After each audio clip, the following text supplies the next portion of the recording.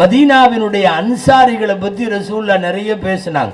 எந்த அளவுக்குன்னா நல்ல கரெக்டா அவர் அன்சாரின்னு தெரிஞ்சதுன்னா அவர்கிட்ட போய் பொருள் வாங்கும் போது ரேட்டு பேசாதீங்க அப்படின்னு கூட ஹதீஸ் இருக்கு. ரேட் இந்த பார்க்கிங் பண்ணுவோம்ல, கொஞ்சம் பார்த்து போட்டு கொடு அப்படின்னு சொல்லி நம்ம ஊர்ல பேசுறோம்ல, அந்த மாதிரி பேசாதீங்க.